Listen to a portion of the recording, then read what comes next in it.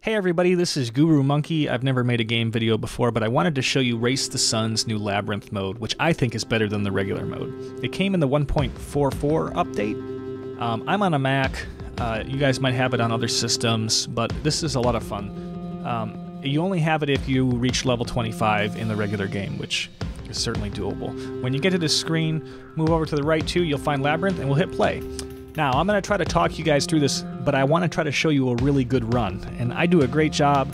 In general, I'm at the very top of the leaderboard most days that I play, but I've never recorded a video before, and I've sort of sucked at talking while I play, so there might be some pauses where you don't hear anything. But I'll do my best to narrate as I go. So, just like regular Race the Sun, it changes every day. It's procedurally generated. But on that day, the map won't change. So as you play it on a day, you'll be able to kind of choose a route that you like. So the light bulbs are like the tries.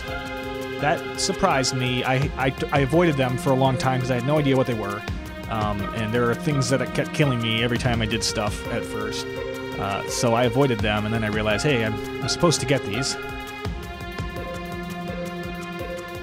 They increase your multiplier over just the same way that tries to, which is a big deal because this, unlike regular Race the Sun, is not endless.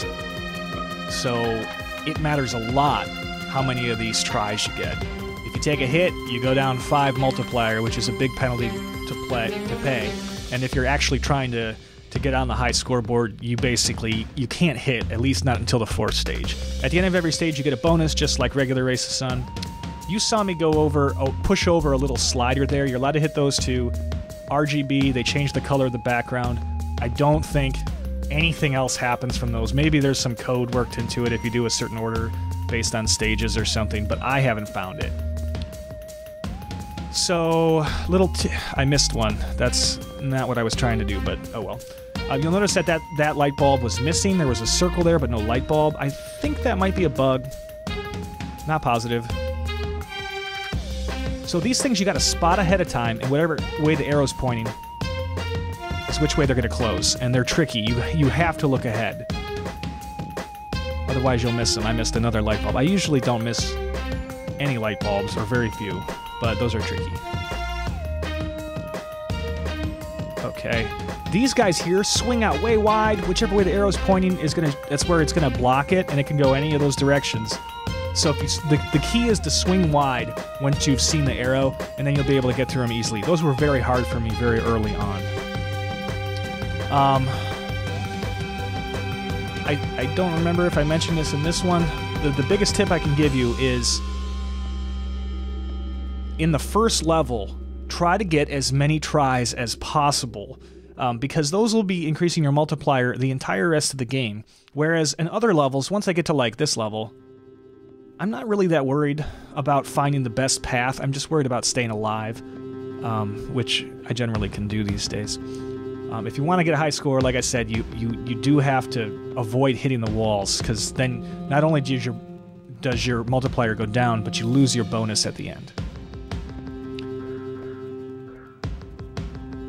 So there are 4 stages, and if you get to the end, which I'm going to try to do, you'll notice that there's kind of an extra little bit for you to get some extra distance, and you have to avoid some words. So I've done 3 of them right now. I'm at a good score. This is pretty solid. This last level gets some very tricky, very precise stuff, so I'm not going to talk a whole lot. I'm going to get over here to the right, though.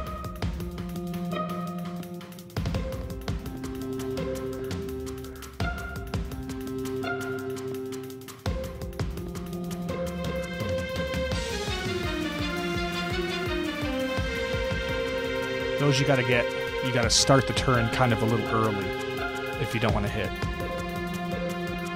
Stay to the inside on these, that'll help. These are the worst. Okay, I hit, but in the 4th stage, you just hit sometimes. Okay, come on, stay alive here.